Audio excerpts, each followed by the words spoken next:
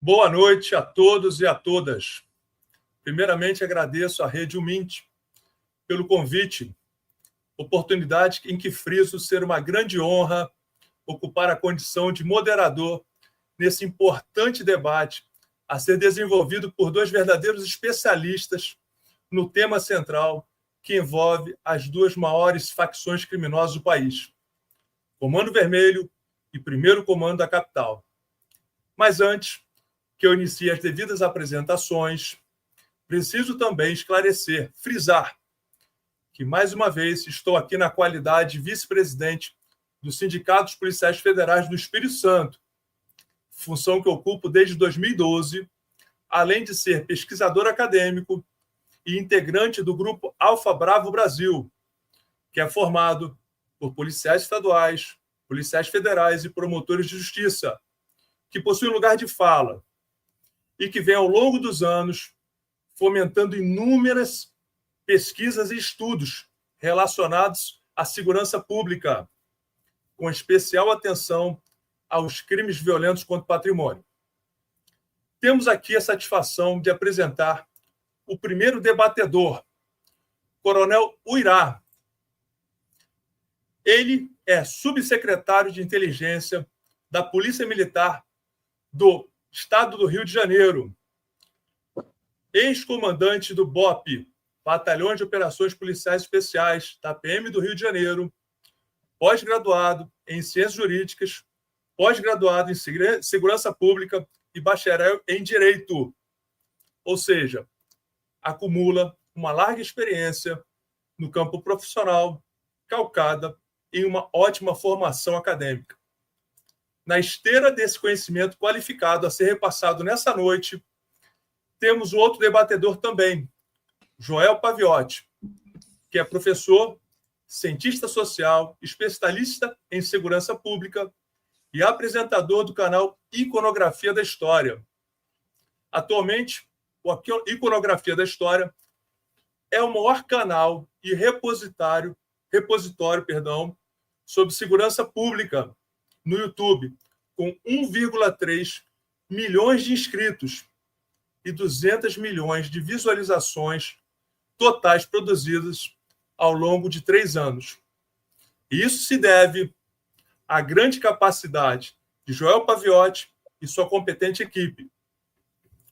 Feitas as devidas apresentações, inicio me dirigindo ao Coronel Uirá, pedindo, a título de nivelamento de conhecimento, para aqueles que nos assistem, de maneira resumida, nos explique como foi a formação do Comando Vermelho, o CV, e seu desenvolvimento no mundo do crime carioca. Com a palavra, Coronel Uirá. Boa noite, Hélio, tudo bem?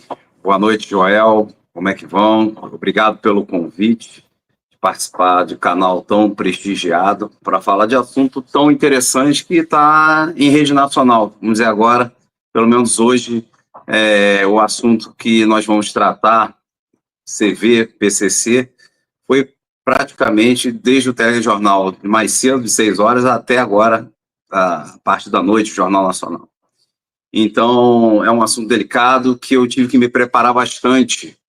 E na figura de subsecretário de Inteligência da Polícia Militar, tive autorização por parte do meu comando para estar falando um pouco do nosso trabalho, né, com milhares de telespectadores, sobre um assunto muito interessante. Então, essa semana toda eu tive que me preparar com uma equipe de oficiais e praças, né? Eu tenho uma equipe aqui multidisciplinar, então, para trazer realmente questões. Eu falo que eu sou hoje um chefe prestigiado, porque eu chefio uma das maiores inteligências do Brasil, de inteligência, né? Uma agência que tem basicamente 1.500 agentes e profissionais de alto gabarito, né? Praticamente todo dia aqui eu tenho uma aula, né? Você sabe muito bem, a minha formação de carreira é na atividade operacional, somente de operações especiais, e fui presenteado para estar hoje gerindo a atividade de inteligência da nossa corporação. E eu sempre pontuo e falei bastante, e agradeço aquelas pessoas que estão nos assistindo. Você falou de um grupo interessantíssimo, que é o Alfa Bravo, ao qual eu faço parte, e que esse grupo realmente abriu meus olhos para muitas coisas que eu não tinha muito conhecimento, ou tive que aumentar o meu conhecimento para poder falar a nível nacional, né? Quando a gente fica naquele regionalismo dos nossos estados, nas nossas áreas, a gente acaba não tendo uma visão de um todo. E o Alfa Bravo me trouxe algumas questões, principalmente do que ele mais tem destaque, que é o assalto a banco. E o assalto a banco está intimamente ligado a essa pergunta que você me fez da criação do Comando Vermelho, né? Dos idos dos anos 60, 70, nós tínhamos esse fenômeno muito atuante no Rio de Janeiro. O Rio de Janeiro, para todos que conhecem, o Rio de Janeiro é a capital social do Brasil. O Rio de Janeiro nunca deixou, por mais que a capital administrativa e política foi para Brasília, o Rio de Janeiro é a capital social do nosso país. Então, tudo aqui reverbera, é muito forte, tudo vai acontecer primeiro no Rio de Janeiro, para a gente entender como ele vai se readequar ou se transformar em outros estados da federação. Então, para quem não... Hoje a gente tem essas modalidades de roubo a banco, domínio de cidade, cangaço. A gente, no Rio de Janeiro, praticamente, os assaltos a banco aconteciam na Rio Branco, né, e todos a gente vivia um governo que teve o golpe de 64, e nós tínhamos questões, grupos, né, armados e atuando no Rio de Janeiro. O assalto a banco era uma forma de angariar recursos financeiros para manter a guerrilha ou ações criminosas. E hoje o aparato bancário que nós temos praticamente no Brasil, e é um dos mais sofisticados no mundo, antigamente não tinha sequer aquela porta giratória, você entrava direto na agência bancária, né? E daí, da década de 60, 70, a gente vê, nós temos aqui no Rio de Janeiro um presídio chamado Ilha Grande, está inativo, né? É uma colônia penal, né, aqui Cândido Mendes, que é chamado Presídio de Ilha Grande, ou também conhecido como Caldeirão do Diabo. E nesse presídio, os presos comuns, que eram, maioria deles assaltantes de banco, passaram a conviver com também criminosos ligados a esses crimes políticos, ou seja, presos do regime da época, que tinham questões políticas ligadas a movimentos estudantis, foram levados para esse presídio, juntamente com os criminosos que eram assaltantes de banco, que foram enquadrados na Lei de Segurança Nacional. Então, dali nasce a primeira falange, chamada Falange LSN, né? Lei de Segurança Nacional. E esses presos, lá na década de 70, 71, 72, começam a conviver com esses presos, né? E começam ali a trocar informações de suas ações, e esses presos políticos passam a dar uma certa organização a esse grupo criminoso que atuava de forma, vamos dizer assim, um pouco separada, sem muita organização, sem definição de tarefas, e esses grupos foram, né, se organizando para realmente implementar ações novas que dessem mais estrutura àquela facção, né? Então, a gente vai ver, basicamente, uma mudança, né, a partir dali de 1974, e tem questões políticas que a gente tem que levar em consideração do Rio de Janeiro, né? O Rio de Janeiro, como eu falei, era a capital social, a capital mudou em 60, em 1975 tivemos a fusão de 2 estados, né? Entender o Rio de Janeiro tem que entender a questão política, né? Então, o Rio de Janeiro passou por grandes transformações políticas que hoje ocasionam questões que envolvem somente o crime organizado. Então, esses presos, né, naquela convivência, passaram a ter maior entendimento, e as grandes questões, e hoje a gente pode ver o sistema penitenciário, né, os presídios têm bastante dificuldade, imagina na década de 70.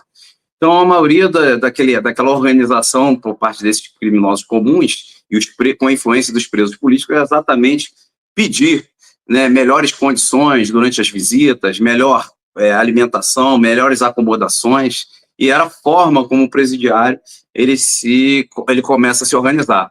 Então, da mesma forma que criam-se grupos, criam-se falanges, né, essa falange LSN, né, ela tinha uma falange que já trabalhava lá dentro, que era mais ligada à estrutura do presídio, que estava já bem, de certa forma, organizada, chamada Falange Jacaré, né? Então, mais ou menos em 1979, tem a chamada Noite de São Bartolomeu, e existe esse grupo, Falange, que só LSN, se torna Falange Vermelha, né? E eles praticamente entram em confronto, e é chamada uma noite sangrenta, né? Então, presos, né, acabam falecendo em virtude dessa grande briga, e essa falange vermelha, né, que hoje vem se tornar a figura do Comando Vermelho, né, e realmente hoje influenciando praticamente vários estados da federação, né, e essas lideranças, né, podemos citar aí Rogério Lengruber, Escadinha, aí o Mesquita, japonês,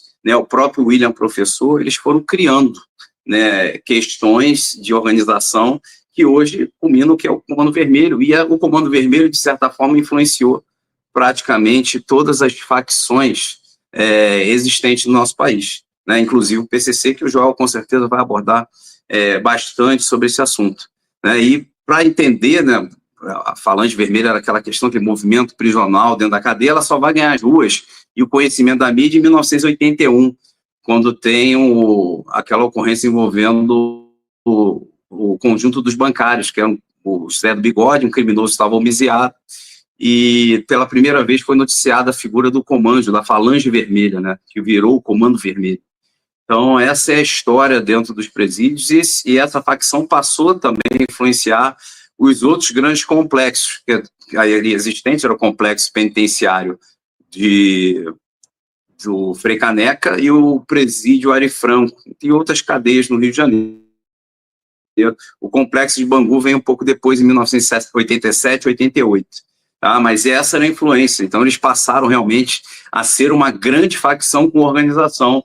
E, naquela época, eles já pensavam a estrutura dentro dos poderes, ou seja, eles queriam poder político, eles tinham estrutura a nível de organização de local, controle territorial, né? Eles tinham objeções e planos para o tráfico internacional de drogas, e como eu falo sempre sobre crime organizado, a cocaína, né, é o combustível da insurgência criminal, e na década de 80 o Comando Vermelho teve esse protagonismo a nível de facção criminosa, né, tendo algumas variações, né, saída ou morte de alguns. A gente tem que lembrar das fugas espetaculares do Comando Vermelho, cito a fuga de Escadinha, né, do próprio presídio de Ilha Grande, a tentativa de resgate no presídio Frei Caneca. Então, eram ações assim, muito bem orquestradas por esses criminosos, né, e influenciam até hoje a facção. Eu acho que eu já respondi. Ao longo da palestra, vamos falar mais sobre isso. Perfeito, Coronel Irá. Perfeito. E agora, dando continuidade, Joel, com o objetivo também de nivelar conhecimento a respeito do primeiro comando da capital, o PCC, queria que discorresse como se deu o início dessa facção criminosa, abordando desde a fatídica partida de futebol dentro da Casa de Custódia de Taubaté, falando também sobre seus fundadores, as lideranças, as características dessa facção criminosa e as funções de cada célula do organograma. Com a palavra, Joel. Boa noite, Hélio. Boa noite, comandante Coronel Uirá. Boa noite, pessoal aqui da Iconografia da História, todo mundo que está chegando hoje. Bom, vamos lá, Hélio. Sem mais delongas. Enquanto o Comando Vermelho nasce no momento que o Brasil está fechado democraticamente, o PCC nasce quando o Brasil se abre democraticamente. Em 1983 e 84, a gente tem as discussões por promulgação, ainda no período do regime militar, da promulgação da Lei de Execução Penal, né, a ALEP, que ela vai dizer como é que os presos eles vão cumprir a pena segundo o Estado, as obrigações do Estado com o preso. E começa a ter discussões, comissões de solidariedade e lideranças das prisões passam a participar desse debate, e esse debate que contagia o Brasil, ele passa a circular dentro das prisões, assim como em todos os lugares do país. E os presos passam a conhecer melhor o direito e a ter contato com os novos direitos que estão sendo construídos. Nesse período, essas lideranças elas acabam levando para dentro do sistema, essas comissões de solidariedade, esses debates são extintos, e ao longo dos anos 90, começa a acontecer vários conflitos dentro das prisões. Uma nova geração de presos que vai chegando, ela não vai aceitando mais a selvageria que era as prisões.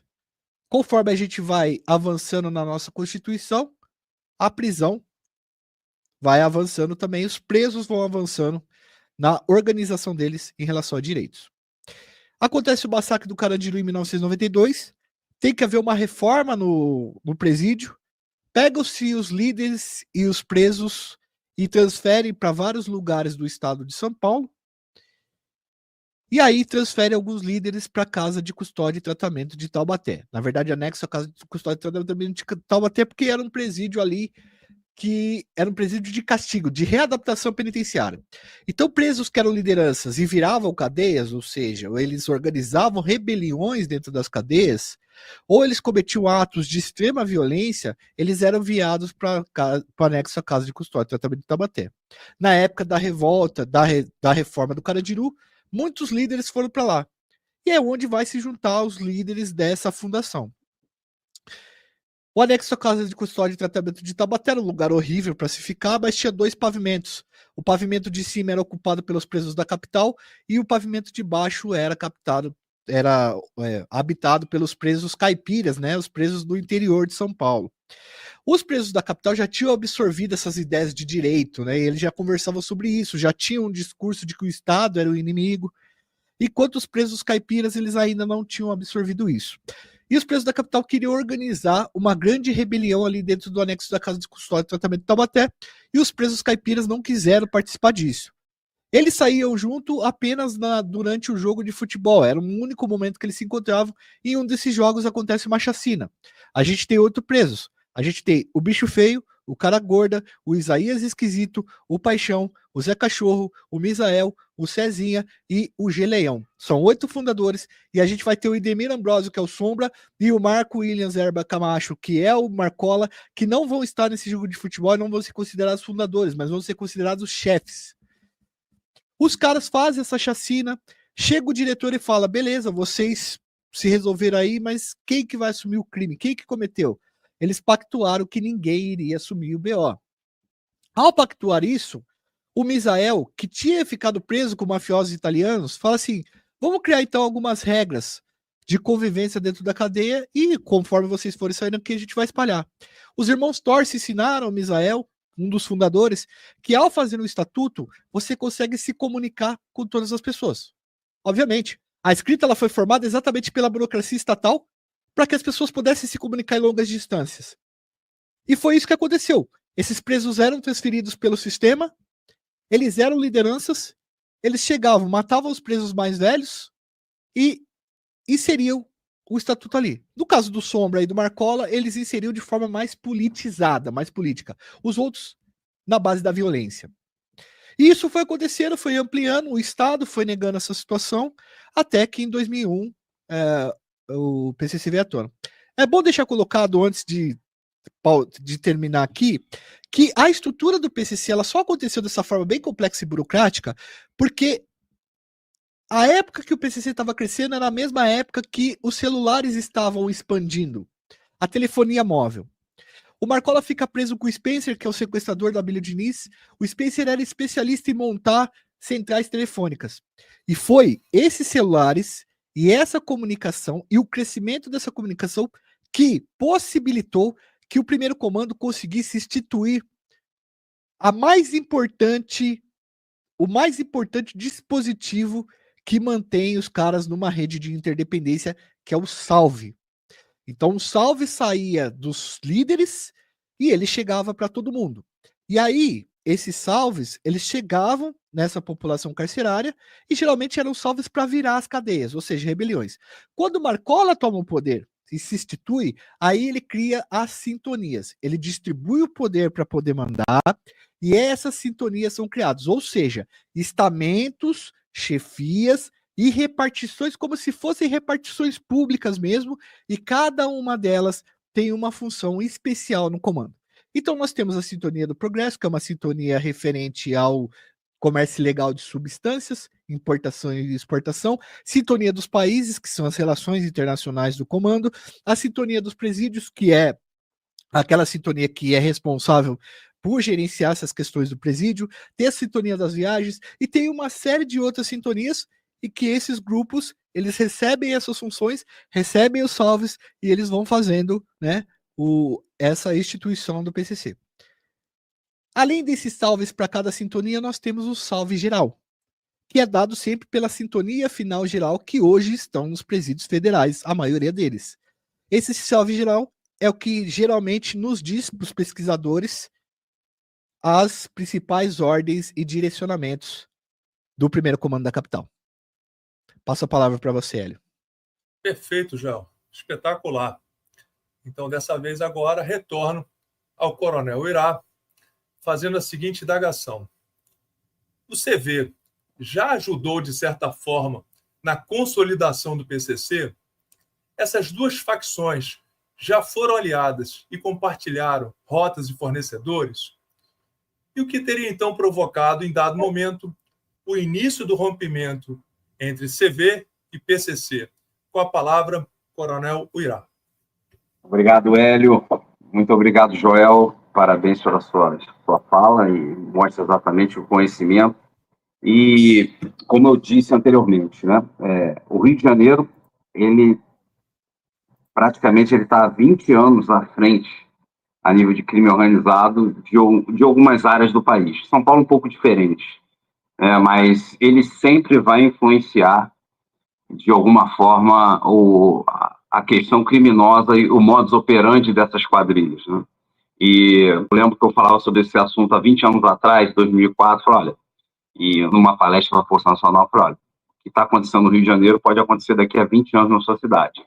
Então, o que a gente está vendo em alguns momentos acontecer em algumas grandes capitais do Brasil, Salvador, Fortaleza, foi o que o Rio de Janeiro viveu há 20 anos atrás, né, início dos anos 2000. Mas voltando à primeira pergunta, se o Comando Vermelho ele ajudou, sim. Tanto que essa organização, e que o Joel acabou de falar, das próprias sintonias, e a estrutura, né? O Comando Vermelho ele é organizado em 13 decisores, desses 13 que fazem parte do conselho. O PCC, se não me engano, o Joel deve falar melhor, são 14. Então, mostra exatamente um pouco da influência de uma facção na outra. Por exemplo, a PCC, no seu ato de criação, ele usa o mesmo lema do Comando Vermelho, que é paz, justiça e liberdade, né? Paz geral, justiça social e liberdade para o coletivo, né? Essas aspirações coletivas sempre foram de muita valia para a facção. E esse é o modelo que nós temos, como eu falei, prisional do Brasil, né? O crime do Brasil, ele é prisional, ele vai para uma liderança e a liderança precisa decidir, né? E o que acontece exatamente dentro do presídio é o que vai influenciar nas ruas. Eu sempre brinco com o meu correspondente na Polícia Penal, que tem um papel fantástico dentro do Brasil, é exatamente isso, que olha, eu não deixo o telefone dele tocar 2 vezes, eu toco de primeira, que eu sei que realmente ele vem com dado que é bastante importante para a atividade de segurança pública. Então, tudo que acontece no Rio de Janeiro está intimamente ligado. Então, o PCC, ele, como estrutura, ele olha o Comando Vermelho. Ele olha o Comando Vermelho assim, olha, nós precisamos fazer algo parecido, que tenha um estatuto, que tenha uma oração às 18 horas, né? 18 horas, todo o Comando Vermelho, cadeia de Comando Vermelho, para fazer uma oração. Caso aqueles criminosos tenham falecido em combate, né, eles são lembrados e citados seus nomes. Então, o próprio PCC segue a mesma mística, né? Então, a mística ela também faz parte desse ritual por parte dessas facções criminosas, principalmente no convencimento, né? A convenção, é o estatuto da facção que cada um tem que fazer, né? Como ele precisa se comportar no coletivo, a figura da família, a figura de como ele deve apoiar seus comparsas. Então, isso faz toda a diferença, né, para o PCC.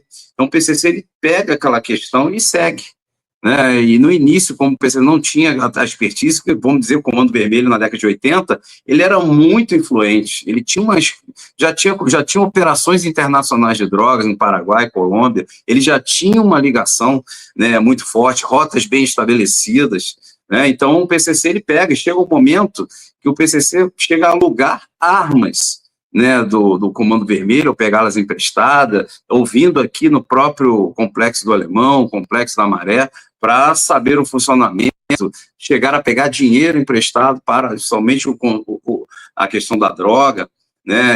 Só que o PCC ele vai para uma linha menos de confronto armado, pela própria característica da segunda geração, não da primeira, né? Que o Joel falou muito bem, o Marcola ali, seus irmãos, enfim, que vão seguindo um caminho mais do negócio. Aqui não, realmente o Comando Vermelho já tem uma segunda geração que é travada ao combate. Aí destaque ali, depois a gente vai falar mais à frente sobre Marcinho VP.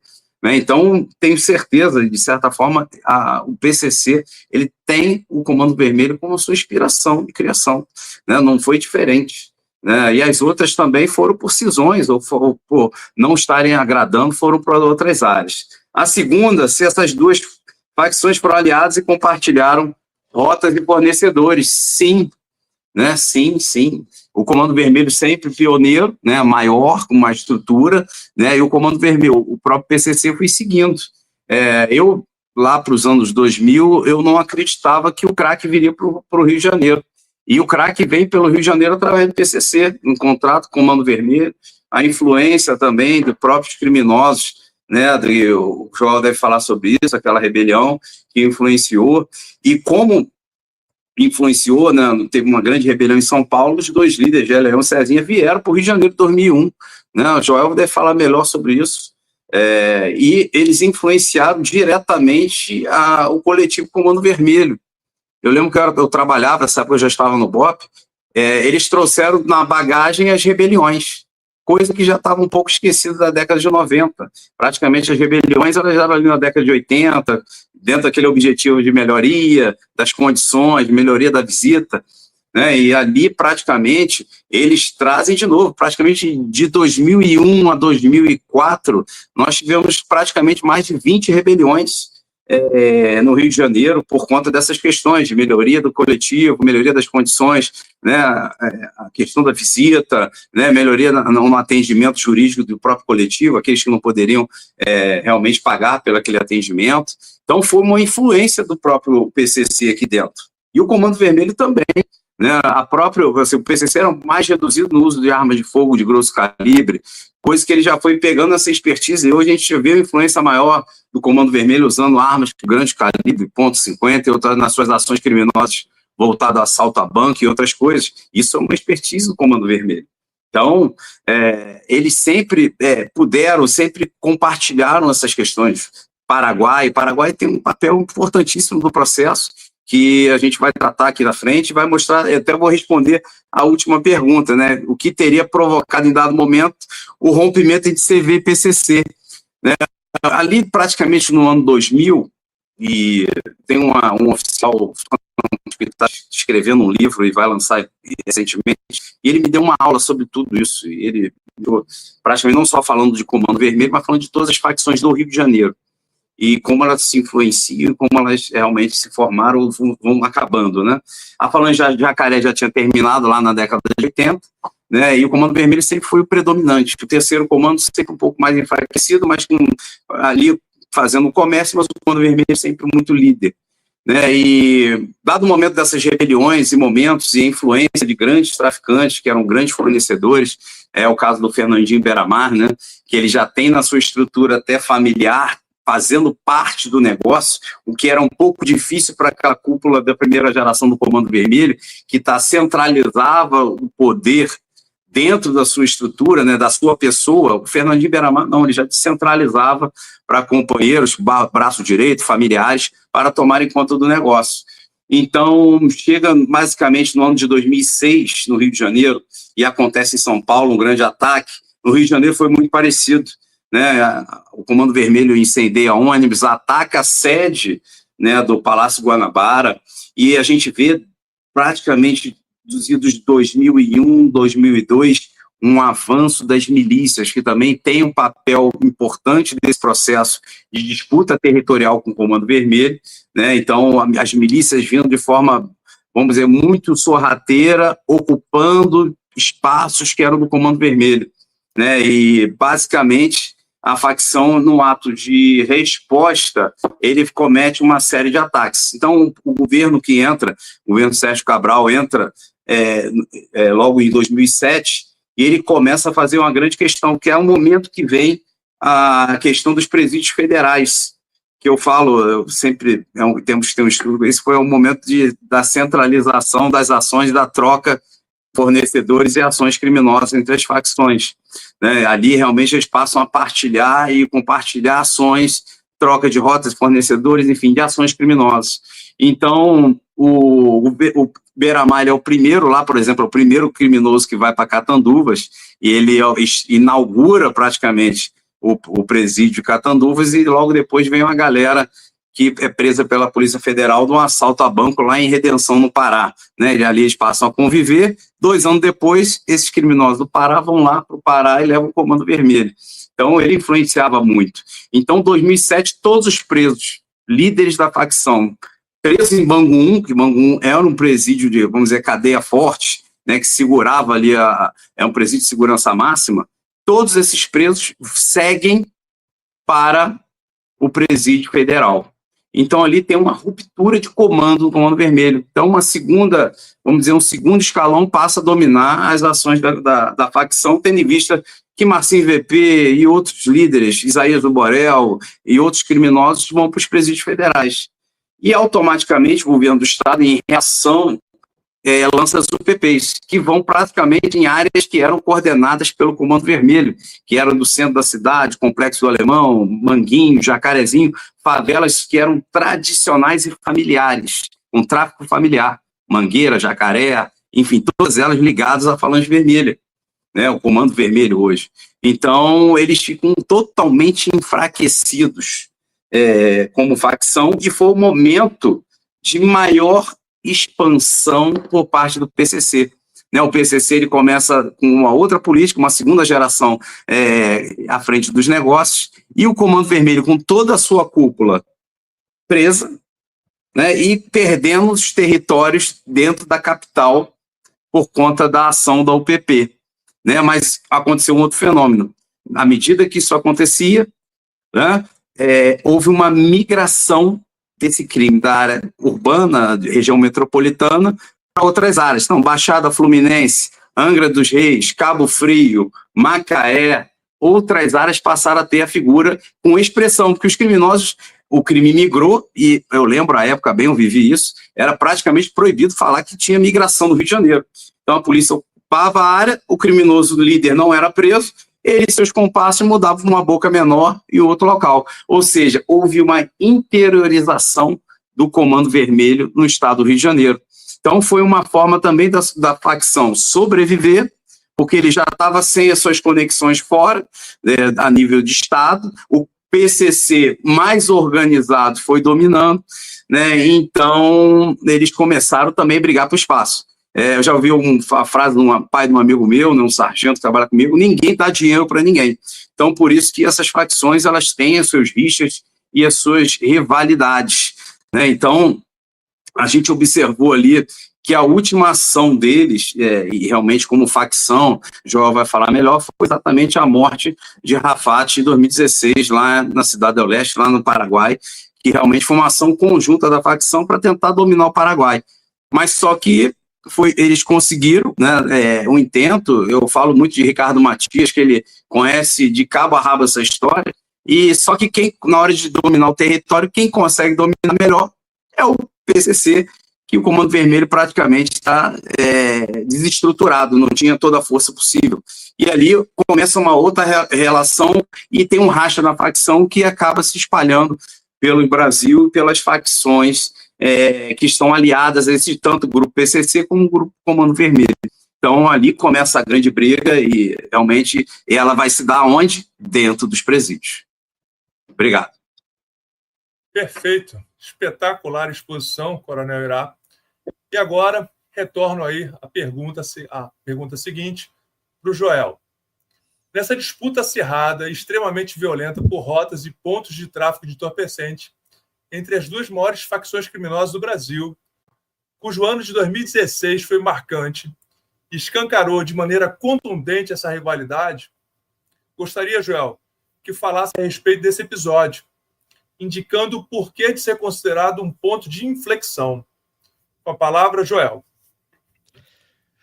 Só pegando um pouco o gancho do Irá, eu acho que eu preciso fazer essa introdução antes da gente entrar nesse assunto que você falou, e lá para 2016, da morte do Rafah, que realmente foi... Quando o Fernandinho Beiramar ele vai até Capitambado e Coronel Sapucaia para cortar esse intermediário, fazendo matutagem. Matutagem é o nome que a gente dá para quem vai buscar as coisas lá no Paraguai, o pó. Já tinha na quadrilha do Fernandinho Beiramar o membro do PCC. É interessante o que o Irá falou, que o Estado acabou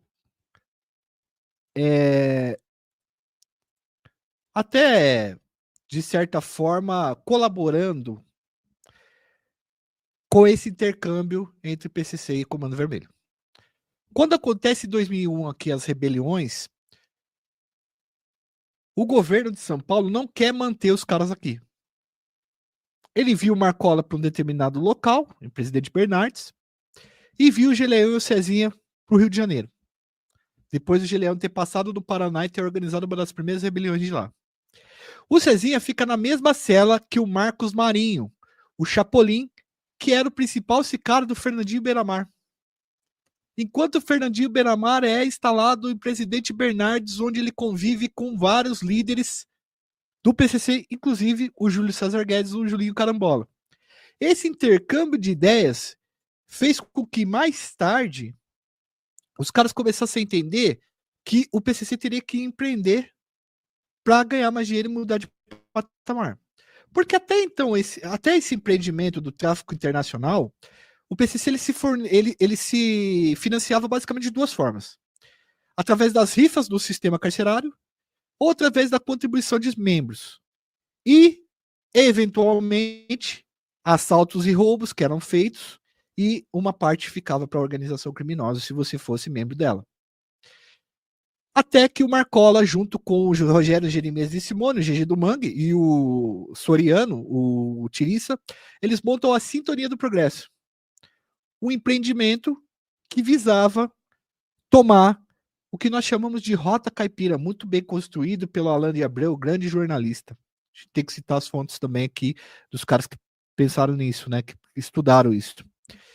Primeiro, o PCC vai para Santos e tira a vida do Ronaldo Barsotti, o Naldinho, que era um dos caras que controlavam o Porto de Santos e tinha contato e sociedade com o Comando Vermelho. Depois é o momento em que o PCC começa a enviar pessoas ali para Ponta Porã e Pedro Juan Cabaleiro. Sendo que Capitambado e Coronel Sapucaia, que é a outra fronteira muito conhecida pelo tráfico internacional, estava na mão do Comando Vermelho já fazia um tempo, porque foi tomado pelo Fernandinho Beiramar. Lá, e aí a gente entra em 2016. Lá na fronteira, o Jorge Rafatomani, ele negociava com todo mundo. O problema é que o PCC tem uma estrutura hierárquica que é matriz e filial. Ou você está dentro do comando, ou o comando vai passar o carro. Pelo menos naquele período, que é o período que a gente chama de expansão do primeiro comando. Hoje a gente já está no período de infiltração. Então, os irmãos, como eles chamam, começaram a chegar lá, e o Jorge Rafatomani, ele contrata uma série de mercenários, e ele começa a matar membros do primeiro comando. Ele dizia, inclusive, ele disse em entrevista que se o primeiro comando entrasse lá, aquilo ia virar uma favela. Ele controlava ali com mão de ferro. Tanto que o apelido dele era Saddam, num dos lugares mais perigosos do Brasil. Para você ter uma noção de como que era o Jorge Rafatomani. E ele controlava com mãos de ferro ali. O Jarvis Pavan, que era um concorrente dele, tinha uma força grande ali. Existia outros traficantes um pouco menores ali. E chega um momento em que o PCC manda um salve dizendo que é a hora de tirar o Havato Money de circulação. E aí, eles preparam um plano, junto com o Comando Vermelho, inclusive tinha membros do Comando Vermelho. O Jorge Havato Money, ele se prepara, tem uma primeira tentativa de tirar a vida dele, os caras encostam um carro blindado na frente da mansão dele, mas os mercenários dele de 3 países diferentes conseguiram conter. Mas depois acontece em Ponta Porã ali, Pedro Juan Cabaleiro, aquela fatídica noite que vai mudar para sempre a história do comércio mundial de substâncias, mundialmente falando. Está no relatório da ONU, tem no relatório dos Estados Unidos, isso que aconteceu na fronteira naquele dia de 2016. Eles instalam uma ponte 50 atrás de um furgão e fuzilam o carro dele de blindagem 5, ultrapassa a blindagem e ele é morto ali. A partir desse momento, o PCC estrutura não só pegar cocaína da Colômbia, mas da Bolívia também, corta esses intermediários, domina a rota e ao dominar a rota, vai abrindo rotas internacionais. Essa abertura de rotas internacionais fez com que o PCC conseguisse exportar, pegar a cocaína a $1.000 em Porto Quidiarro, por exemplo, e vendê-la na porta da Bélgica a $50.000. E vender na Austrália a $120.000. É muito lucro. Eu falo dólares, pessoal, porque a cocaína é considerada commodity no mundo do crime e ela é negociada em dólar. E hoje, na África, ela é negociada em ouro. O fuminho, que não é batizado, mas é muito amigo do Marcola, foi encontrado em Moçambique, tentando abrir novas rotas ali na África. Isso mudou completamente a relação do PCC com o Comando Vermelho e mudou completamente a estatura dessas duas organizações criminosas. O Comando Vermelho passa a investir mais nesse fornecimento nacional e o primeiro comando no fornecimento internacional. Só que ao chegar nos estados para fazer o fornecimento, eles adotam 2 formas diferentes de fazer esse comércio. O PCC, franquia, o PCC, matriz e filial, então todo mundo é batizado e vocês respeitam o salve, enquanto o Comando Vermelho, um sistema mais ou menos de franquias. Você adota o nosso nome, você adota o nosso selo e você tem aqui. Acontece alguns problemas nos presídios aí em 2017, 2018, vários massacres, porque é o momento que as facções de outros estados, pequenas facções, elas vão se formando para adotar ou a aliança com o PCC ou a aliança com o Comando Vermelho. Então você tem a formação do Al-Qaeda dos Estados Unidos na Paraíba, você tem a formação de várias outras facções em todos quanto é lugares, e há, em determinado momento, uma discussão entre as lideranças do Comando Vermelho e do PCC sobre ordens. O Comando Vermelho diz, segundo a literatura, que ele não tem gerência sobre o chefe do Comando Vermelho do Pará, não obedece o chefe do Comando Vermelho do Rio de Janeiro. Já o PCC é diferente. Se vier uma ordem da Sintonia Geral Final, quem está aliado ali tem que responder essa ordem e já era. Pelo menos naquela época. Depois o Comando Vermelho vai formular, acho que o Irá vai falar isso perfeitamente. Mas entendem que mudou a sistemática.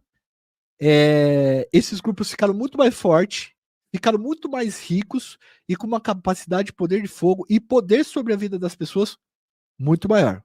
Fomentaram a construção de várias organizações criminosas e essa sustentação que essas duas organizações dão para essas outras facções fizeram com que o nosso Brasil, hoje, nosso país, tenha de 72 a 79 facções criminosas atuando em território nacional. É muita coisa. Passo a palavra, velho. Brilhante, Joel. Brilhante. E agora retorno aí à indagação ao coronel Irá. Diante dos fatos expostos, em que as favelas cariocas, segundo diversas reportagens a respeito, estão servindo de abrigo e ponto de apoio logístico para a liderança do Comando Vermelho de outras unidades da Federação. Como você analisa a possibilidade de uma trégua entre as duas maiores facções criminosas do país, com base nas notícias veiculadas pela imprensa acerca de informações obtidas por serviços de inteligência, nas quais mensagens de textos teriam sido encontradas em celulares de membros das duas facções. Até que ponto, sob sua análise, CV e PCC estariam tratando de reatar uma aliança? Isso seria possível a curto e médio prazo? Coronel Irá, com a palavra. Obrigado, Hélio. Esse assunto é interessante porque o Rio de Janeiro ele tem ele é um modelo de facção agora interessante, o que ele está a nível Comando Vermelho exportando para outros estados da federação. Recentemente eu falei numa palestra, falei que o tráfico de drogas hoje para o Comando Vermelho é fichinha, é como se fosse um folclore, porque é mais uma atividade hoje ao qual ele tem rentabilidade.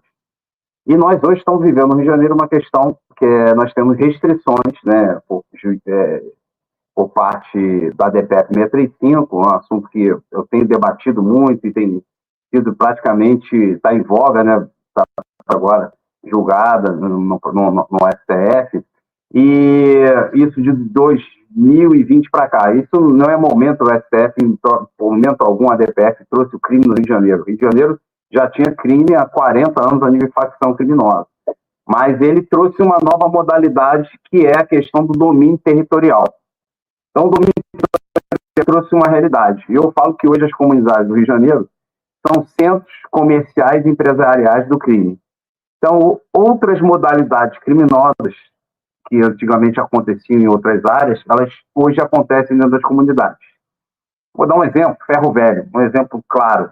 Existiam em determinadas áreas, hoje saíram de ruas e foram para dentro da comunidade. Centrais de extorsão funcionavam em escritórios. Hoje saíram desses escritórios e foram para dentro das comunidades. Então, hoje o Comando Vermelho ele lucra mais roubando 10 carros SUV e cobrando resgate do que realmente uma boca de fumo para vender droga para consumidor em alguma... Enfim, ele não consegue mais, ele tem outras estruturas financeiras que vai do roubo de carga, né, até a própria venda e remarcação do veículo para vender ou trocar por droga em um outro país, né, ou até um outro estado. E o que a gente está vivendo, né, exatamente, cada lugar que eu vou hoje, e eu converso a nível nacional, um amigo vem para o Galo, estou com um alvo aí no Rio de Janeiro. Eu tenho um alvo que fulano está lá no Rio de Janeiro.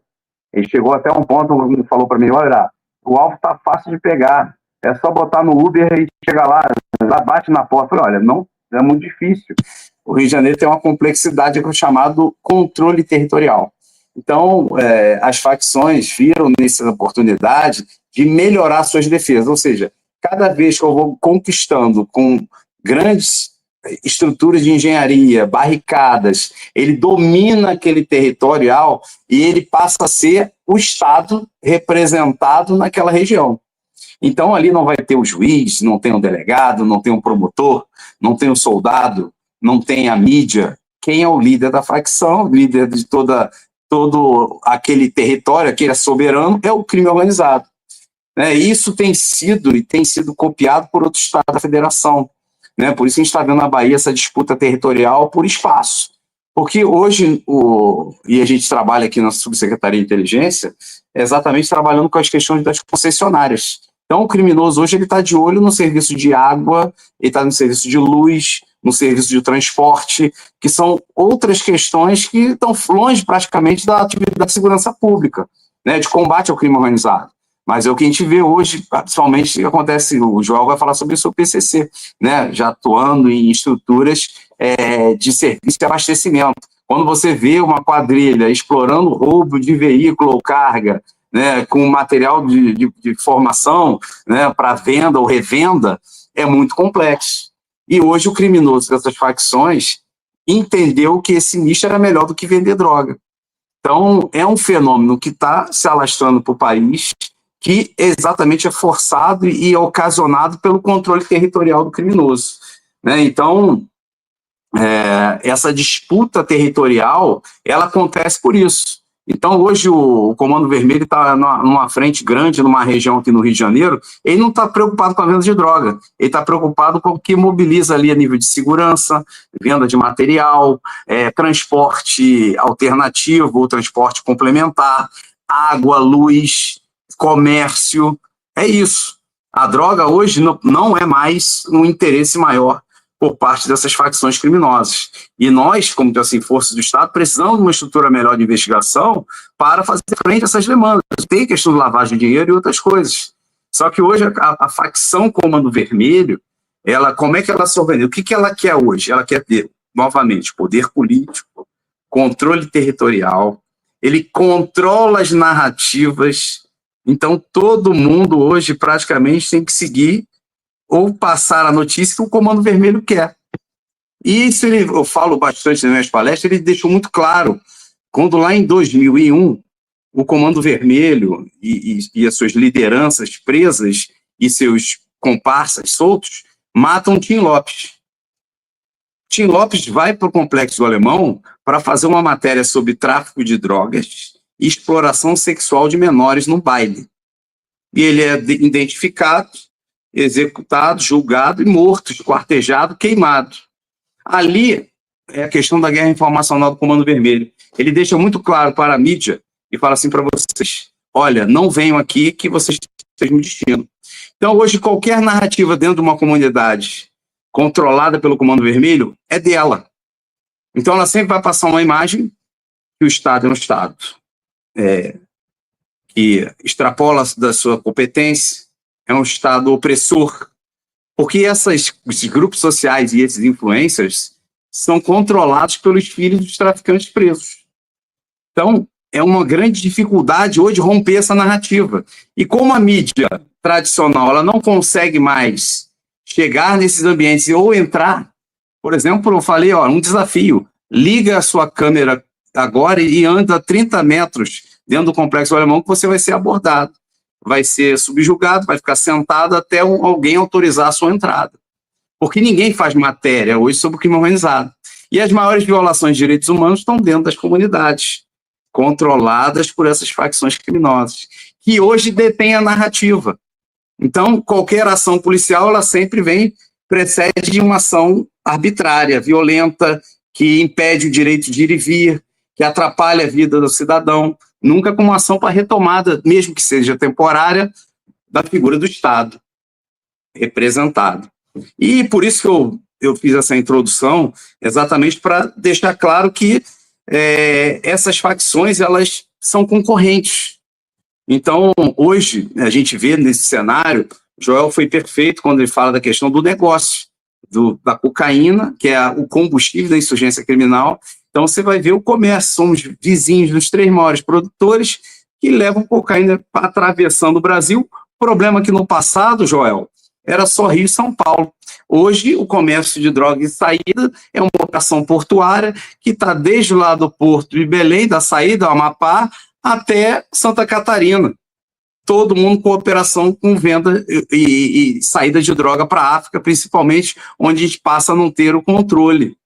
Então, é um trabalho dificílimo, e estar discutindo com o Joel aqui é muito bom, porque realmente é um grande conhecedor e pesquisador, e a polícia tem tido muita dificuldade. Graças a Deus, hoje nós temos uma integração, e está num ambiente desse, conversando, falando abertamente. É importante que isso chegue também para a grande mídia, né, para eles terem uma noção do que é o crime organizado, porque o crime organizado não deixa vácuo, ele ocupa aquele espaço. E hoje a gente vê um eixo sul controlado pelo PCC e um eixo norte controlado pelo CV, e ali é que eles ficam se degladiando com certo respeito, mas hoje, dentro do que a gente está observando, eu falo que é difícil hoje uma união dentro desses grupos, ou algum risco, eles têm interesses em comum. Né? Já falou bem aí a questão da próprios direitos, as ADPFs, né, a visita de presos dentro dos presídios federais, eles querem quebrar essa cadeia, essa rotina, que, querendo ou não, a cúpula do Rio de Janeiro está praticamente 20 anos dentro do sistema prisional federal. Então, o que o criminoso hoje ele quer vir para o Rio de Janeiro. E a gente tem visto esse fenômeno, o criminoso hoje de outros estados que estão sendo presos aqui no Rio, eles não querem voltar para os seus estados. Eles querem continuar no Rio de Janeiro, dominando o home office as suas facções. E a gente não consegue, a gente está tendo uma grande dificuldade, estão mais de 10 meses tentando transferir as lideranças do Comando Vermelho e a gente não consegue, né? Estamos agora, aos poucos, seguindo alguns, né? Então, eu vejo dessa forma. Eu acho que, assim, avaliar a nível de inteligência. Nós temos, hoje mesmo eu estava conversando com o meu correspondente de São Paulo, que é um grande oficial, estava falando com ele agora, e trocando informação o tempo inteiro, que deixem toda a estrutura de segurança pública em alerta. Uma união dessa pode gerar um conflito imenso, sem precedentes nos presídios do Brasil, né? E quem vai agir seremos nós, as polícias administrativas, as polícias estaduais, para fazer frente a essa criminalidade que pode estourar nas ruas. Então, essa é a grande questão, por isso é bom discutir um assunto, estar aqui com o Joel, porque realmente hoje a gente observa dessa forma, né? É improvável, mas nada é impossível, né? As coisas mudam, né?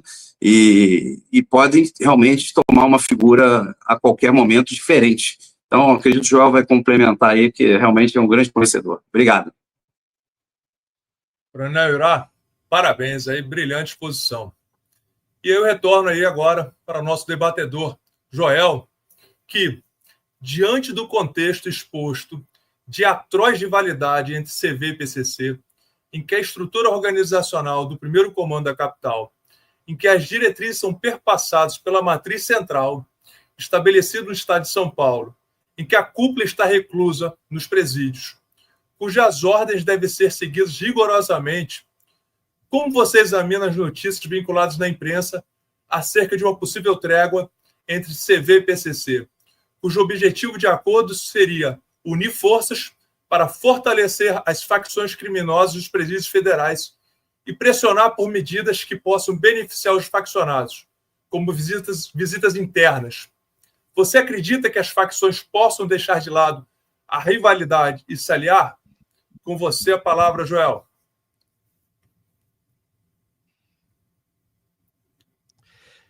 Obrigado, Hélio. Colocando um ponto aí na fala complementando, o Coronel Irá, que falou perfeitamente, assim, de forma bastante brilhante, sobre a exportação de entorpecentes, que antes era feita pelo Comando Vermelho e pelo PCC, nos 2 portos do Rio e de São Paulo, e hoje é feito nos 17 mil quilômetros de costa que a gente tem no Brasil. Veja, Hélio, o Irá e pessoal, os países andinos produzem 90% da cocaína usada no mundo. E a gente tem 17 mil quilômetros de costa para escoar essa mercadoria. Veja como isso é negócio. Bom, vamos lá. O que o Hélio falou. Primeiro, acho que a gente precisa dar uma olhada no Senapen, né? O Sistema Nacional de Prisões Penitenciário. É um sistema que tem muita funcionalidade, tá? Ele é um sistema que realmente, pelo menos as lideranças, elas têm uma disciplina muito rígida e uma possibilidade muito restrita de se comunicar aqui fora. Nos presídios estaduais eu já não posso dizer o mesmo, mas nas prisões federais sim, tem todo o sistema, um investimento bastante pesado e tal. E durante os anos aí a gente tem primeiro o 01 do sistema, que é o Fernandinho Beiramar, que ninguém queria aceitar ele nos estados, ele acaba indo para o presídio federal, ele acaba inaugurando, né, cantando uvas, como disse muito brilhantemente o Irá. E depois a gente tem, primeiro são as lideranças do Rio de Janeiro, que começam a ir para lá, e a do primeiro comando eles demoram um pouco para ir. O senhor Lincoln Gaquia pediu várias vezes, mas o governo e o judiciário entendiam que presidente Bernardes e Venceslau, que tinha RDD, regime disciplinar diferenciado, conseguia isolar esses líderes. De 2016, 17 para frente, os líderes começam a ir para lá. Primeiro Tiriça, Andinho, Abel Vida Louca, Forjado, Funchal. Depois vai o que seria o grande líder da organização, que é o Marco Williams Erbas Camacho, o Marcola.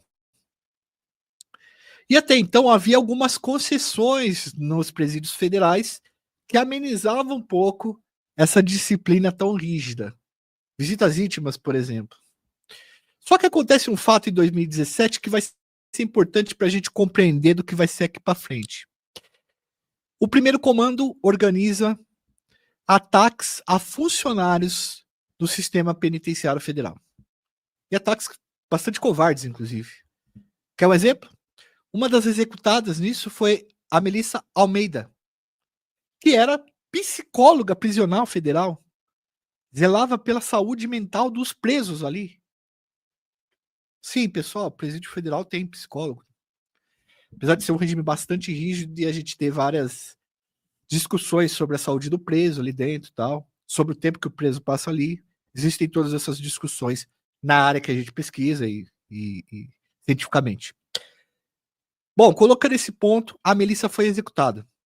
Ela estava chegando em casa com um bebê de 6 meses e 2 homens de fuzil desceram e atiraram nela. E a sorte, azar e sorte, a criança ficou viva porque o marido dela era policial civil do Distrito Federal e trocou tiro com os elementos e acabou tirando. Outra vítima é o Alex Bellarmino, que era policial penal, foi dar um curso em Cascavel, no Paraná, e também foi executado. A partir desse momento, o sistema penitenciário federal ele fecha completamente.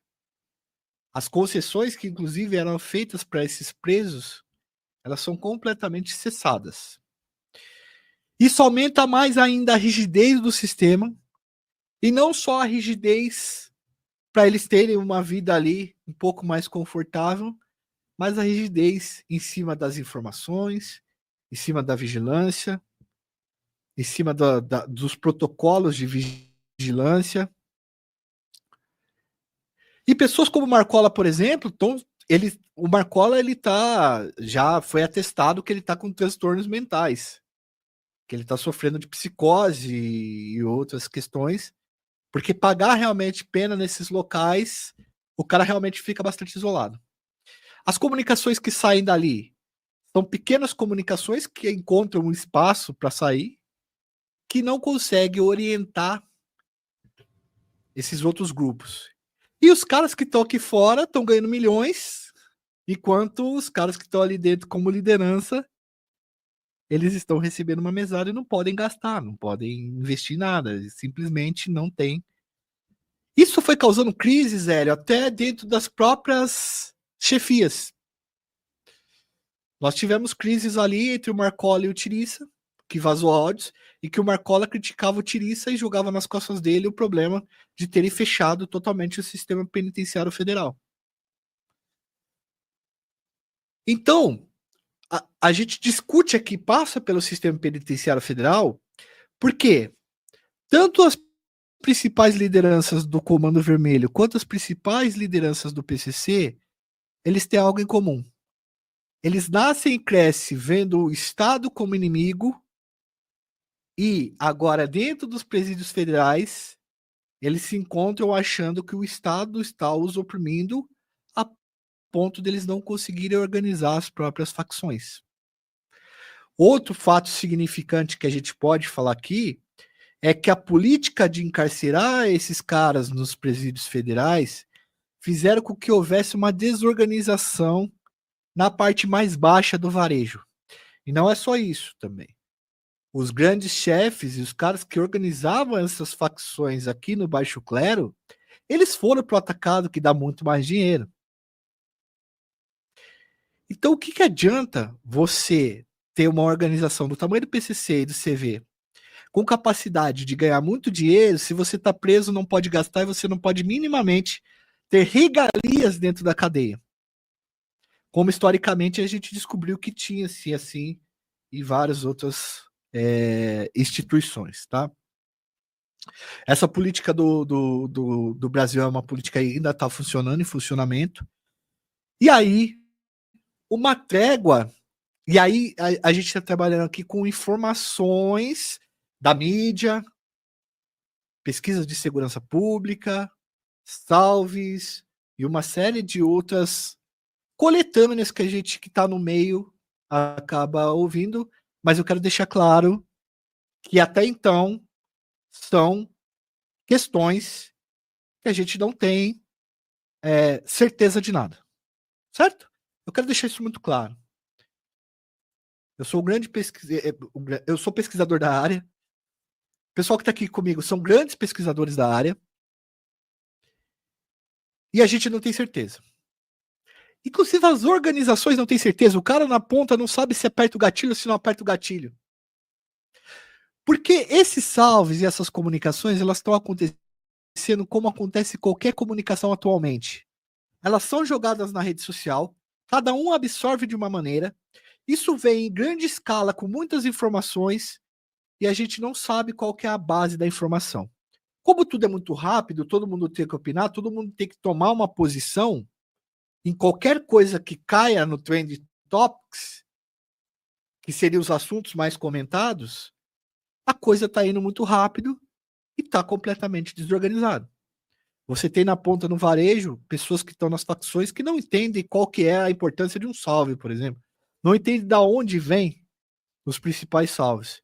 Então a gente tem salve saindo do Mato Grosso, a gente tem salve saindo da Paraíba, a gente tem salve saindo do Pernambuco. Manda os salves para mim todos os dias. Tem lugar que tá parado, tem lugar que não tá. Por exemplo, conversei com o meu amigo jornalista, um abraço para você, o Renato Rios Neto. Pô, cara, aqui em Minas tá todo mundo parado, mas a gente não tem certeza se os caras estão parados porque receberam ordens ou porque ouviram de algum lugar e não sabe se tem que apertar o gatilho ou se não tem que apertar o gatilho. Porém, e aí eu deixo minha opinião como pesquisador, uma trégua entre essas duas organizações, se ela realmente se efetivar, a gente tem dois estágios. Primeiro a trégua, que para a guerra, e depois uma possível união para algum objetivo em comum. Dos negócios, cada um está trabalhando de um lado. Como o Irá brilhantemente falou, o Comando Vermelho ele tem um domínio territorial de franquia de ocupação e que ele explora práticas antigamente milicianas, que foi incorporada, faz a exportação, importação e distribuição dentro do país, mas tem outras atividades rentáveis. O PCC está muito bem nessa liderança de exportação. No que eles colaborariam, Hélio? Eles colaborariam certamente para ou tentar acabar com essa política de prisões federais, que tem atrapalhado muito a vida das lideranças, ou essa trégua ela pode vir a ser, consequentemente, depois, uma união entre essas duas organizações. E uma união dessas duas organizações significa uma união de todo mundo que é aliada ou de uma ou de outra. E isso é uma junção de forças. As duas organizações, desde que nasceram, têm comigo o Estado. Se elas têm uma trégua e se juntam, não guerreiam mais entre elas, qual é o inimigo que sobra? O Estado brasileiro. Esse raciocínio é apenas uma suposição de quem pesquisa a área. Mas são coisas que nós devemos colocar ali. Porém, eu sou um historiador e eu não posso fazer previsões do próximo minuto, por exemplo. Então fica aí algumas provocações para a gente conseguir compreender melhor e traçar, porque estamos aqui para isso também, né? Para dar o nosso conhecimento aqui para as pessoas, discutir, criar novas sínteses e talvez trazer algumas soluções, algumas elucidações que esclareça um pouco a cabeça das pessoas que nos seguem aí. Eu sei que tem muita gente da segurança pública, muitos pesquisadores. E é isso. Passo a palavra, Hélio. Brilhante, Joel. Excelente explanação. E agora eu me dirijo ao coronel Uirá, que, conforme se constata, Marcinho VP, mesmo estando atrás da grade, ainda exerce a liderança do Comando Vermelho, pelo menos no estado do Rio de Janeiro. E por qual motivo, conforme recentemente publicado no jornal Metrópolis, ele teria dito: o PCC sempre será inimigo? Com a palavra, coronel Uirá.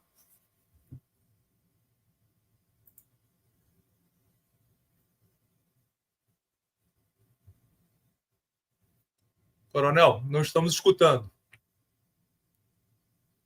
Desculpa, eu estou falando aqui do Joel. ele sempre deixa a bola na marca do pênalti para a gente bater, né? Realmente ele matou ali a charada, e por essas questões que exatamente ele não tem como dar uma precisão de uma ação envolvendo facções que existe há décadas, né? E realmente estão inimigas há pelo menos uma década.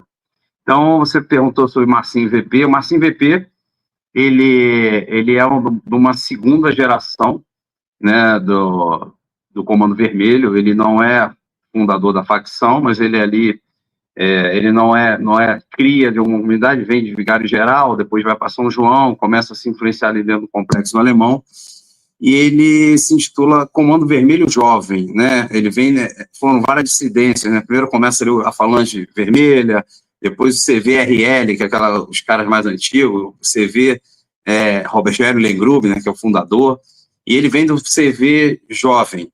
Por que jovem? Ele ali no Complexo Alemão, né, em algum momento tinha um grande rival dele chamado E, né?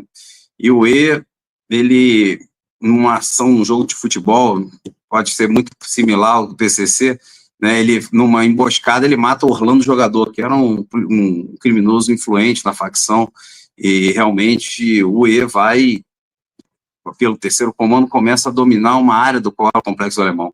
Então, o Marcinho VP, naquela época, já era um jovem, era um assaltante de carro, alguma ação a nível roubar banco, vai e impulsiona jovens e consegue retomar e jura o E de morte, né?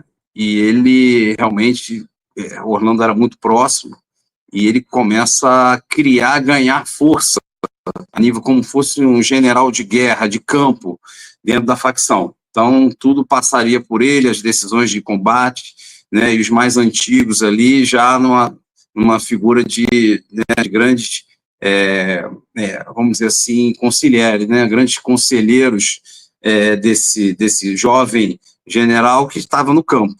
E isso foi passando, o Marcinho VP ganha projeção, e ele dá ordem para a execução de dois comparsas, e aquilo vira um inquérito, e ele fica foragido, e ele é preso lá em Porto Alegre, né? Ele é preso em 1996 pela gloriosa Polícia Civil, né? Um trabalho da Metropol 5, vai lá e prende ele em Porto Alegre, né? Uma ação rápida e bem, com uma investigação muito boa.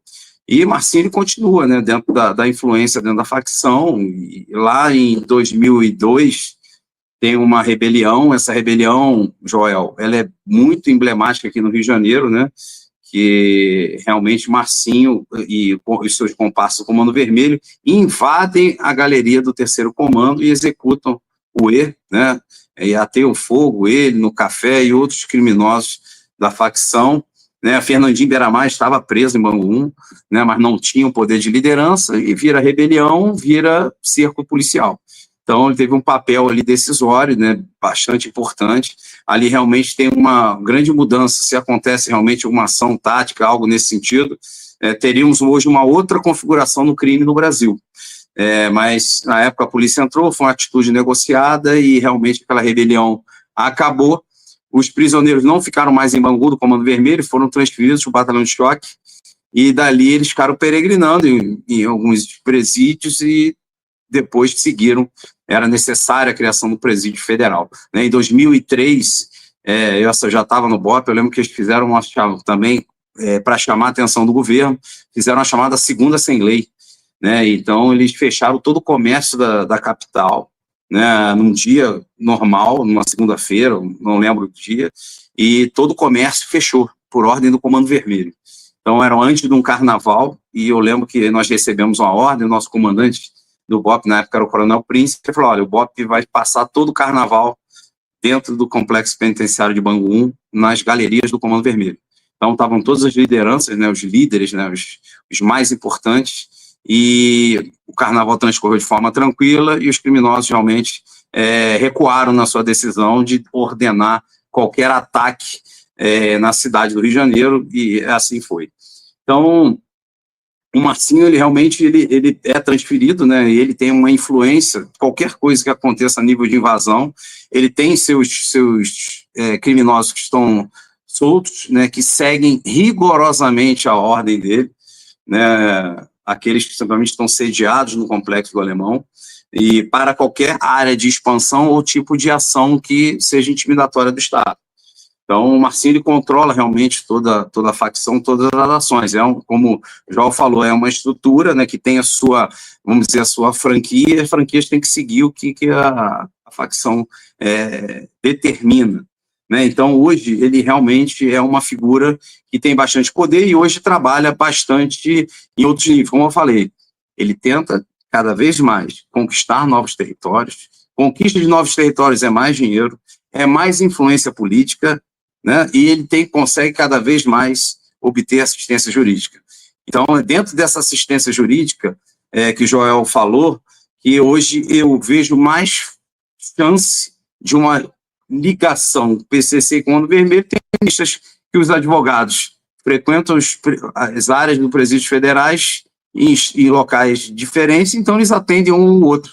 Então, a figura de uma trégua entre essas facções vem por essa ligação, né? O juiz, o defensor que defende Marcinho pode defender o Marcola, e aí para esse caminho que eles estão indo. E além, hoje, que a gente está vendo bastante é a narrativa, né? A guerra de narrativa, a liberdade do Marcinho, algo que está sendo posturado, a mesma questão do Marcola, estou sofrendo problemas psiquiátricos, o Marcinho também tem a mesma alegação, né? Não estou aqui para falar da questão médica, mas é a mesma alegação. Então, ele vem hoje com a guerra informacional através de seu filho, né, que lança um álbum Liberdade, então tem provocado bastante. Hoje tem uma grande expansão a nível dos jovens, e o Comando Vermelho faz isso muito bem, né? Ele praticamente sequestrou, às vezes, no funk e em algumas áreas, para passar a sua mensagem para o coletivo ou para aquelas comunidades ao qual ele tem a liderança. Então, é sempre a música voltada ao Estado opressor, à polícia arbitrária e o Estado que não me dá condições, mas sempre ligado a grandes carrões, cordões de ouro, mulheres, né, iate, enfim, é a vida dentro da comunidade, ou seja, como fosse um novo território costurado e dominado por uma facção criminosa. Então, é essa guerra informacional hoje que eles trabalham. Você vê esse artista se apresentando em festivais fora do país. Então, é a linguagem, não é a linguagem é a linguagem da facção, né? Realmente passando algumas questões que realmente cada vez mais criticam a força do Estado. Né? Então, você vê no mesmo dia que ele dá um cavalo de pau à frente de uma viatura, ele lança um álbum para falar da liberdade. Ele vai para um show com a camisa do pai, com o rosto do pai pedindo a liberdade. Então, hoje o Comando Vermelho trabalha muito bem isso, né? Então, ele mantém cada vez mais, né? E ele fala da questão do PCC. Eu tratei isso recentemente, falei com o Joel, e é difícil, você tem uma guerra entre famílias e um primo mata o outro, e aquela que não vai ser um aperto de mão, agora vamos celebrar uma ceia e está tudo bem. Não, eles vão continuar, de certa forma, com alguma coisa mal resolvida. Eles vão tentar, em algum momento, se vingar. Né? É sangue que vai ser, e eles realmente não têm outra linguagem. Né? O criminoso não tem outra linguagem. Que eu sempre passo, né? Quem faz a violência no Brasil é o crime organizado.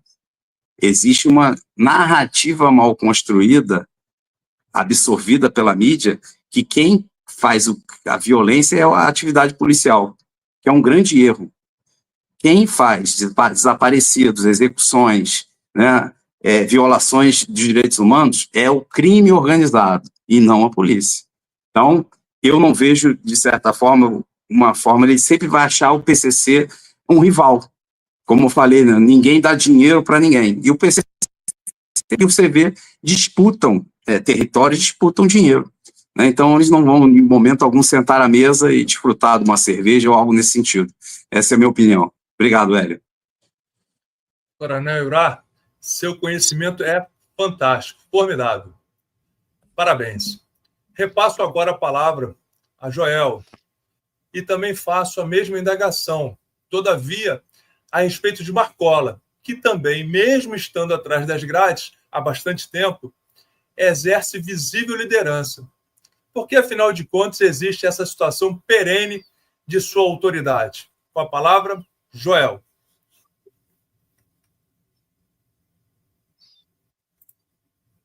Vamos lá, então, falar um pouquinho sobre a biografia do Marcola, assim como o Irá falou da biografia do Marcinho VP, certo? Muito bem colocado a história do Orlando Jogador, tá, Irá? Eu sou pesquisador nato do Orlando Jogador, pesquisei muito sobre a vida dele, levantei os processos, uma série de coisas e tal. Até depois eu vou ter contato com você pra gente conversar um pouquinho, se você me permitir. O Marcola nasce em Osasco, na Grande São Paulo, e ele vai crescer no centro da cidade de São Paulo. A mãe dele morre afogada numa situação muito horrível. E ele começa a bater carteira e lá ele conhece os primeiros companheiros dele, que vão ser companheiros do PCC. O César Augusto Roriz, por exemplo, eles eram amigos de infância. O Marcola, ele é assaltante de banco. Ele vai preso mais ou menos em 86, 87. Fica no sistema penitenciário. Lê muito no sistema penitenciário. Vira uma liderança e uma liderança política. Ele é uma liderança que ele convencia as pessoas politicamente. Ele é um ótimo articulador político. Criminoso, tá? É bom que a gente deixe sempre isso claro. Não é uma romantização, é uma característica de um cara que hoje é líder de uma organização criminosa que é uma empresa que só cresce. O Marcola, ele vai ser um dos chefes, ele não é considerado fundador, mas ele vai fazer uma revolução no comando. O comando vai passar de ser um grupo de presos que organizavam rebeliões de forma violenta para ser uma grande empresa. Legal. E isso tem um marco. Lá 2006, 2002, 2003, a ex-esposa do Marcola, a Ana Olivato, ela é morta a mando da esposa do Cezinha, amigo de infância e fundador do PCC. A Ana Olivato era bastante conhecida pelos presos porque ela fazia petição. Ela acabava zelando pelo direito dos presos ali. Então ela era um elo muito importante do PCC. Tanto que ela morreu indo defender o Geleão e o Cezinha em Presidente Prudente. O Marcola enlouquece e ele aproveita essa situação para convencer a massa carcerária a expulsar o Cezinha e o Geleão. E ele faz isso prometendo que ia melhorar a vida dos presos. Ele se junta com vários outros presos famosos no sistema, como o Birosca, o próprio Tiriça, o GG do Mangue. E ele expulsa o Cezinho e o Geleão. Dá uma condenação para os caras e manda embora. Aí o Marcola toma o poder e ele cria essas sintonias, distribui esse poder, cria toda uma estrutura empresarial de verdade. E essa estrutura empresarial vai constituir o PCC e ele vai ficar como líder.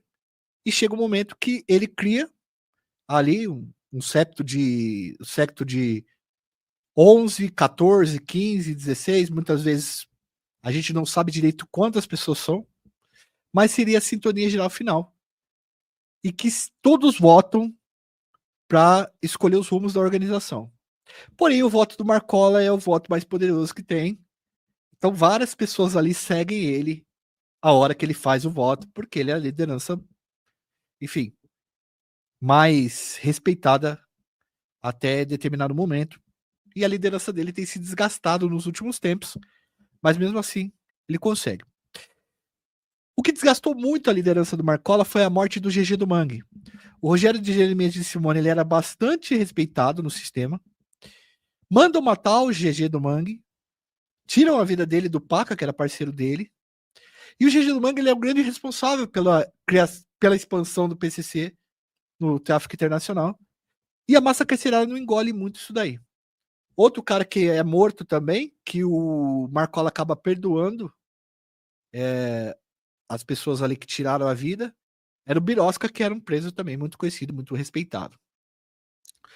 Bom, segundo o Dr. Lincoln Gakia, o GG do Mangue morreu porque ele saiu da cadeia, ele foi para o Paraguai e viu que estava todo mundo ganhando dinheiro e não estava dando a parte do comando.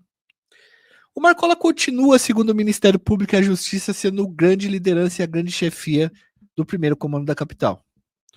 Ele se estrutura como esse chefe e, além disso, ele acaba virando a imagem do primeiro comando da capital. A gente descobre que tem uma série de planos para tirar ele de lá, inclusive incluindo, como o Alfa Bravo pesquisa, né? Vou até falar aqui de vocês, O Hélio faz parte do grupo chamado Alfa Bravo, que é um grupo de policiais e outros profissionais de segurança pública que pesquisam sobre modalidades criminosas que atacam o direito difuso de ir e vir da população, geralmente domínio de cidades, que é uma modalidade que está muito em voga e tem alimentado, inclusive, as organizações criminosas, e as organizações criminosas têm investido nisso.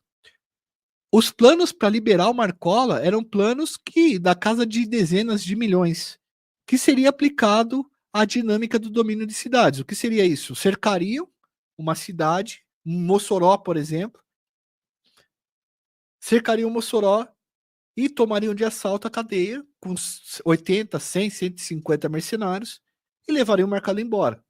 Tanto que o Marcola ele vai ficar ali em Brasília, porque na Brasília tem a sede da Polícia Federal, o QG do Exército, tem forças policiais ali que não acaba mais. Mas ele continua sendo a liderança. Houve um racha esses tempos atrás. O Tirice e alguns companheiros tentaram expulsar o Marcola, mas a liderança dele ainda é forte, então apaziguou a situação. O Marcola conseguiu reverter isso e expulsar os outros caras, porque chegou um momento que virou 4 contra 8, 4 contra 10 e os caras não conseguiram fazer essa expulsão. E o Marcola continua sendo essa liderança, segundo o Ministério Público e a Justiça. E é uma liderança que a gente nunca pode subestimar. Perceba, o Marcola é chefe do PCC desde 1993. Ele é a única pessoa que estava dentro da cadeia no dia da formação do comando. Ele é o único que sobreviveu ao sistema. Desde 1987. Ele faz aquela revolução, aquela tomada de poder. Revolução não no sentido do bom, tá, pessoal? Revolução no sentido de revolucionar a empresa mesmo, transformar em outra coisa. Expande para São Paulo em 2006. Expande o tráfico internacional. Faz com que o PCC seja hoje uma das maiores organizações do mundo, com membros batizados na Suíça, em Boston e na Austrália. Então é uma liderança extremamente perigosa, forte, e uma liderança que a gente nunca pode subestimar, principalmente do ponto de vista estratégico. Porque se algo fez com que o Marcola ficasse durante, de 93 até aqui, 20, 30 anos, se algo fez com que uma pessoa... Quem fica 30 anos à frente de uma empresa com dezenas de milhares de pessoas trabalhando para ela? Então a gente nunca pode subestimar como essa liderança ela conseguiu se organizar e ficar tanto tempo no poder.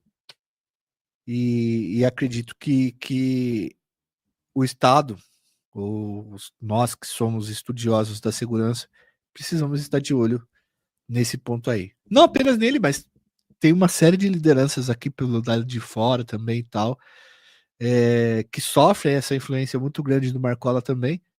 As brigas internas do comando parece que muitas delas já estão resolvidas, e quando essas brigas já estão resolvidas, você consegue manter relações mais sólidas com as outras organizações.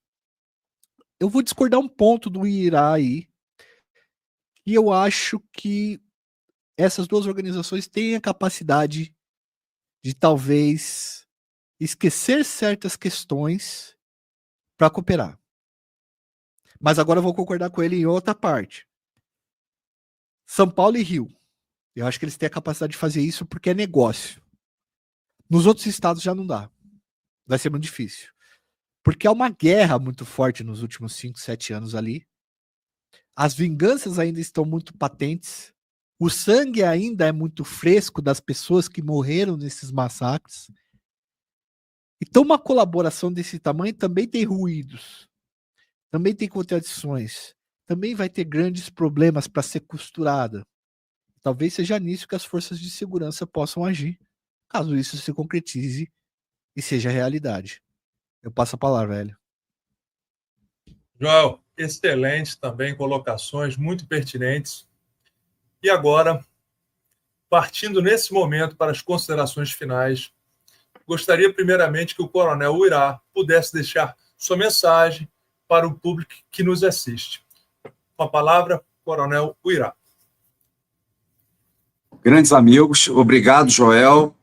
Foi uma aula, aprendi bastante. Realmente, eu acho que, como eu falei, né? Eu acho que vai ter que ter o número 2, porque tem muito assunto para a gente debater, questões ainda, né?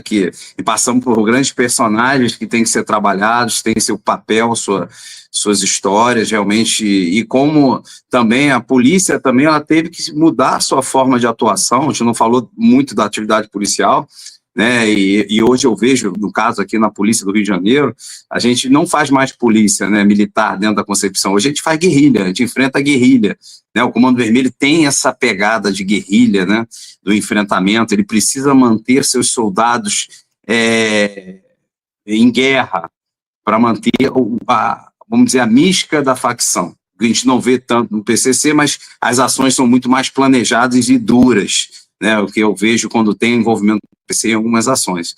Mas eu vou agradecer a todos, muito obrigado. A Câmara Técnica de Inteligência, que tem me ajudado muito, a minha subsecretaria de inteligência, vocês são fantásticos, e todos eles, o pessoal da School Advisory, um grupo que nós temos realmente para discutir segurança pública num nível muito bom. E, Joel, obrigado por esse espaço. Hélio, eu sou seu fã, né? E um abraço a todos do AB, né? Um abraço a todos. Realmente estou pronto para a próxima missão. Um abraço. Um grande abraço, Coronel Irá. Peço agora o mesmo para o Joel Paviotti, que também faça suas considerações finais. Vamos lá. Coronel Irá, estou muito feliz de estar aqui debatendo com você. Cara, até 2023, eu vou mandar uma imagem para o Caio colocar aqui. Peraí, vocês não lembram. Até 2023 eu estava na sala de aula e eu estava, de certa forma, fazendo um trabalho social interessante, né, sendo professor. E aí eu vim para essa área aqui no canal no YouTube. E aí eu comecei a fazer os vídeos. E eu nunca achei que eu ia estar debatendo com o subsecretário de inteligência da PM, o Coronel Irá. Eu jamais achei isso. Eu jamais achei que por exemplo, eu ia ter amizade com o Alfa Bravo, com pessoas como o Matias, o Hélio, o Lobo, pessoas que são muito importantes e fazem a segurança pública desse país, velho, que garante a segurança das pessoas, a percepção de segurança. Então, queria dizer para vocês dois que eu estou muito honrado por esse convite. Não é só pelo espaço aqui, não. Aqui é a casa de vocês também. O dia que vocês quiserem aqui, tá aberto, tá? O Hélio já participou aqui, já esteve aqui. Eu estou muito feliz por ter participado dessa presença, de vocês me escutarem. E o Rios, o Rios. Desculpa, Rios, perdão. O Rios também, né, da Bahia. E assim, eu fiquei muito feliz, cara. Eu tô muito contente. É um dia de realização pessoal para mim, profissional. As pessoas que estão aqui comigo não são qualquer uma, são pessoas que realmente vocês tocam o conhecimento de segurança pública no Brasil, que é um país bastante complexo para a gente trabalhar isso daí. Eu trabalho com temas complexos e esse reconhecimento faz com que eu sinta muito orgulho disso. Acho que antes de fechar a minha fala, eu queria indicar um livro que eu li e eu achei maravilhoso e eu queria indicar para todo o chat, a comunidade, porque eu acho que a gente precisa... profissionais de segurança pública leem, pessoal. Não é bobagem, não. Leem mesmo, estudam, pensam. Eu queria indicar o Guerra Federal, acho que isso. Esse livro mudou um pouco a minha cabeça sobre várias coisas em relação à polícia, tá? Aí eu vou dizer um preconceito meu aqui, tá? Eu Irá e Hélio. Eu não achava que polícia estudava, cara. E depois que eu peguei esse livro, Guerra Federal, eu falei, meu Deus, cara, como a polícia brasileira ela é bem preparada em muitos aspectos, cara. A gente vê violência policial, tem que admitir isso, tá, o Irá e Hélio? A gente vê violência policial, algumas desorganizações policiais que saem da linha. Mas se vocês puderem ler essa Guerra Federal, e depois tem um outro livro também, que é o Guerra Transnacional, vocês vão perceber a qualidade de inteligência do sistema policial brasileiro, tá? É impressionante. Impressionante. Talvez vocês não saibam, mas vem pessoas de Israel fazer curso aqui no Rio de Janeiro e São Paulo. Vem pessoas do Afeganistão, do leste europeu, orientais, sei lá, da China, vem fazer curso aqui sobre segurança no Brasil, sobre treinamento do Brasil. Então eu queria deixar bem indicado esses livros aí também, para que vocês fizessem a leitura, se pudesse, porque é bastante importante. Ademais, foi um baita de debate.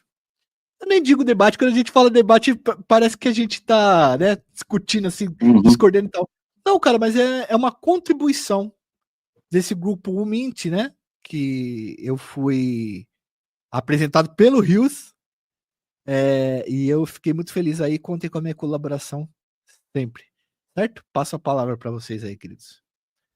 Fantástico, Joel. E parabéns aí pela brilhante exposição também, assim como o Coronel Irá. Fabulosa a abordagem de vocês. E também aí endosso essa recomendação desses livros, que são uma excelente leitura. Pois bem, a todos aqueles que estão nos assistindo, creio que tivemos uma oportunidade ímpar de compreendermos muito melhor sobre um tema tão complexo e desafiador, que foi muitíssimo bem explanado por essas duas feras de grande conhecimento sobre o tema CV e PCC. Rivais ou aliados? Até que ponto? Dessa maneira, já caminhando para as considerações finais, não poderia deixar de aproveitar a fala do Coronel Irá, que discorreu sobre insurgência criminal, em que fica patente que essas facções criminosas já há muito tempo passaram a manter controle territorial sobre inúmeras áreas, nas quais a emissão de ordens ilegais é prática corriqueira, em que a população tem que obedecer de maneira inquestionável algo que me refiro como a banalização do absurdo. Ao mesmo tempo em que, em decorrência da hibridização, hoje, que é perceptível que as mesmas facções criminosas, com o objetivo de aumentar mais seus ganhos, né, sua lucratividade, também passaram a exercer ilicitamente atividades que outrora eram realizadas unicamente pelas milícias, que, a rigor, exploram serviços que dependem de autorização, permissão, concessão e licença do poder público. Por exemplo, transporte alternativo, fornecimento de gás e TV a cabo. Feito esse diagnóstico, e na iminência de instalação da CPI do crime organizado no Senado Federal, mesmo que saibamos, friso, que, como bem exposto, o problema de segurança pública é estrutural e que demanda várias frentes de atuação, ainda assim, na condição de pesquisador acadêmico do grupo Alfa Bravo Brasil, juntamente com Gustavo Vieira Brito, bombeiro militar do Espírito Santo, ambos formados em Direito, desenvolvemos estudo profundo sobre o assunto e, em parceria com o deputado federal Aloysio Mendes e sua equipe, demos encaminhamento a 2 projetos de leis que tratam sobre esse assunto. O primeiro, o PL 4293/2024. Vou repetir, PL 4293/2024, que dispõe justamente sobre cada uma das condutas praticadas pelas milícias privadas, que também estão sendo realizadas pelas facções criminosas, em que este projeto de lei objetiva tornar essas condutas criminosas e hediondas, com penas mais elevadas, dando-se um tratamento mais adequado à questão da hibridização, visto que o artigo 288-A do Código Penal não alcança tais práticas até hoje, o que, além de acarretar impunidade, também proporciona que essas atividades sejam uma gigantesca fonte de renda para os criminosos.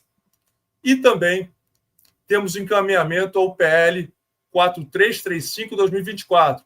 Repito, PL 4335/2024, que visa tipificar a ordem ilegal emanada em área dominada por facção criminosa e milícia, em que uma ordem ilegal não deve ser encarada como algo normal pelo cidadão que lá reside ou transita na área, à medida que ele é obrigado a obedecer a uma ordem imposta por um agente incompetente, ou seja, um criminoso, a ponto de ter que, por exemplo, desligar farol do carro, baixar a janela de seu veículo, sob o risco de ser punido severamente pelo não cumprimento. Portanto, mais uma vez, estamos sendo propositivos, apresentando mudanças concretas na esfera legislativa, que obviamente vão depender da vontade política para avançar. A fim de encerrar nossa participação, mas não esgotar o assunto, agradeço mais uma vez a oportunidade concedida pela Rede UMINT, na pessoa do Tenente Rios, que por meio das palestras e debates se dedica à difusão de conhecimento técnico policial, possibilitando a integração entre órgãos de segurança pública e outros atores estratégicos na prevenção da violência. Também agradeço ao canal Iconografia da História pela disponibilização da plataforma para que essa discussão fosse concretizada tão brilhantemente por todos. Muito obrigado ao Coronel Irá e a Joel Paviotti.